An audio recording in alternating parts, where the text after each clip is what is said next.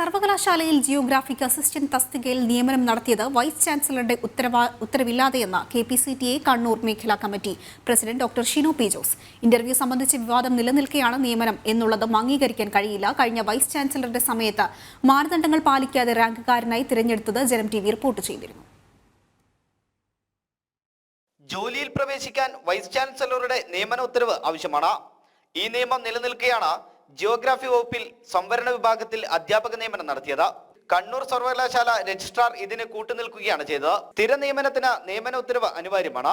ഈ സാഹചര്യത്തിൽ കോവിഡിന്റെ മറവിൽ കഴിഞ്ഞ വൈസ് ചാൻസലർ നടത്തിയ മുഴുവൻ ഉത്തരവുകളും പരിശോധിക്കണമെന്നും KPCTA കണ്ണൂർ മേഖലാ പ്രസിഡന്റ് ഷിനോ പി ജോസ് പറഞ്ഞു. നിയമന ഉത്തരവ് കൈപ്പറ്റാതെ ജോഗ്രഫി ഡിപ്പാർട്ട്മെന്റിൽ അധ്യാപകൻ ജോലിയിൽ പ്രവേശിച്ചതിൽ ജോഗ്രഫി വകുപ്പ് അധ്യക്ഷനും അതുപോലെ രജിസ്ട്രാർക്കും കുറ്റകരമായ അനാസ്ഥ ഉണ്ട് എന്ന് തന്നെ പറയേണ്ടി വരും. നിയമന ഉത്തരവില്ലാതെ ഒരു അധ്യാപകന് പോലും ഒരു സ്ഥലത്തും ജോലിയിൽ സ്ഥിര നിയമനത്തിന് പ്രവേശിക്കുവാനോ രജിസ്റ്ററിൽ ഒപ്പിടുവാനോ സാധിക്കുകയില്ല.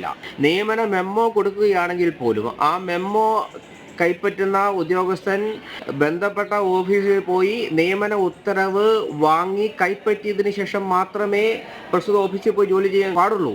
ഇവിടെ നിയമന ഉത്തരവ് കൈപ്പറ്റണം എന്നുള്ളത് മനഃപൂർവ്വം ഒഴിവാക്കി ഇവർ നിയമന മെമ്മോ എന്ന് പറഞ്ഞിട്ടുണ്ടെങ്കിൽ അത് ഉദ്യോഗാർത്ഥികളെയും അഭ്യസ്തവിദ്യരായ പൊതുജനങ്ങളെയും തെറ്റിദ്ധരിപ്പിക്കുവാൻ വേണ്ടിയിട്ടുള്ള ഒരു സംവിധാനം സർവകലാശാലകളിൽ പല സ്ഥലത്തായിട്ടുണ്ട് എന്ന് തന്നെ സ്പഷ്ടമായിരിക്കുന്നു എന്ന് മനസ്സിലാക്കുന്നു. സിൻഡിക്കേറ്റ് അംഗീകരിച്ച ക്ലാസ് 4 ജീവനക്കാരുടെ നിയമനം പോലും വൈസ് ചാൻസലറുടെ അംഗീകാരത്തോടെ മാത്രമേ നടപ്പിൽ വരുത്താൻ പാടുള്ളൂ.